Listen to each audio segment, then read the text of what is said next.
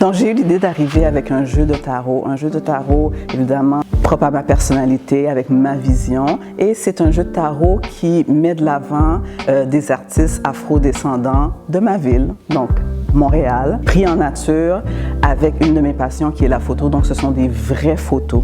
Et c'était important aussi pour moi que ce deck ait un côté très artistique, intemporel, qui allait passer la barre du temps et qui allait même être un objet de collection. C'est sûr que j'ai ma partenaire Sylvie qui a toujours été d'une grande aide au niveau du maquillage. Il y a certaines personnes qu'on a maquillées.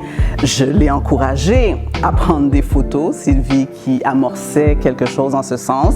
En fait, moi puis Lisa, on est très très proches. On peut parler des heures au téléphone, on peut rester silencieuse au téléphone pendant que chacune on travaille sur nos projets. Ça fait que j'étais là quand l'idée a vraiment commencé à germer dans son esprit. Quand elle a vraiment pris les rênes puis qu'elle a décidé de prendre la direction artistique en ses mains, c'est là que tout son amour du tarot que je connaissais puis toutes les connaissances qu'on a acquis avec les années, c'est là que j'ai vraiment vu ça prendre forme, la photo avec son cellulaire. Je pense qu'elle en a parlé un peu, mais vous comprenez pas à quel point elle a vraiment focusé là-dessus pour amener ça à un autre niveau. Elle a commencé avec la carte de la justice avec Tammy. C'est là que j'ai vu la direction se former puis être très claire. Évidemment, Iso avec qui je travaille, qui est l'élément, je vais lui donner la mention du MVP là-dedans, parce que Iso, c'est comme un whiz. Hein? C'est un whiz, c'est quelqu'un qui a beaucoup de connaissances, et s'il ne l'a pas, au moins il peut t'aiguiller, te dire voici où tu vas trouver un début de réponse. C'est intéressant d'avoir quelqu'un qui connaît la photo, qui connaît la vidéo, qui a de la connaissance en branding, donc c'est définitivement un atout pour moi. Mais je dirais beaucoup de brainstorm. C'est incroyable à quel point on a fait tellement d'échanges qui sont même pas nécessairement liés à le graphisme ou aux vidéos. Donc c'est vraiment beaucoup de brainstorm. Toujours on échangeait par rapport aux idées. Des fois si je pouvais l'aider aussi par rapport les procédés. J'avais pas vu beaucoup de decks de tarot en photo. Donc j'aimais la photo, ça j'avais un intérêt pour ça. Mais je te dirais aussi, c'est vraiment le côté où l'interprétation. Ce que j'ai le plus aimé faire, moi, comme travail là-dedans, c'est toute la scénarisation. Ça veut dire le moment où je dis, OK, maintenant, quelle est ma vision de telle carte? Comment je vais le faire? À partir du moment où je décide comment je vais le faire, parce que tu as des cartes qui sont plus complexes, pour lesquelles j'ai dû faire plus de recherches pour essayer de comprendre l'essence même de ce qu'était la carte. Certaines cartes avaient beaucoup de définitions. Je dois en extraire une qui faisait plus de sens pour moi, de dire, OK, en 2024, voici ce que j'ai envie de représenter.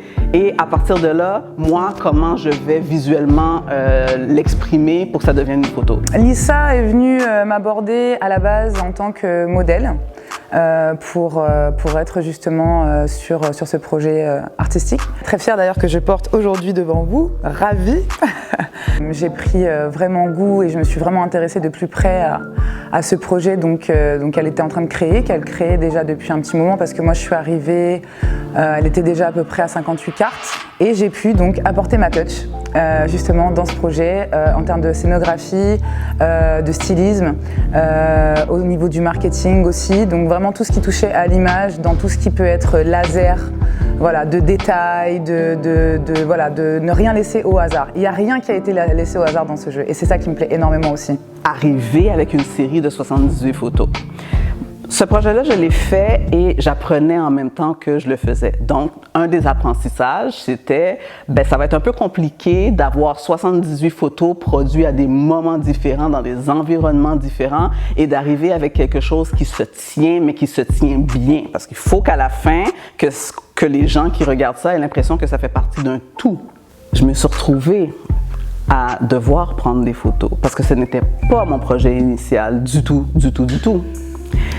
Je voyais un projet justement avec plusieurs photographes, ce qui est le cas, mais je ne me voyais pas du tout prendre des photos. J'ai été surprise par ça. Un gros big up aussi à Madovski qui a été dans la créativité. Un travail d'équipe formidable pour un rendu incroyable. Ce qui est intéressant, c'est que même si tu n'es pas un adepte de tarot, j'ai l'impression que tu peux être intéressé par ce jeu-là de son point de vue artistique. Donc, je vois le projet vraiment grandir sur la scène internationale. Je pense l'afro-montréalais mérite d'être connu. Et puis, j'espère que ça ne va pas s'arrêter là.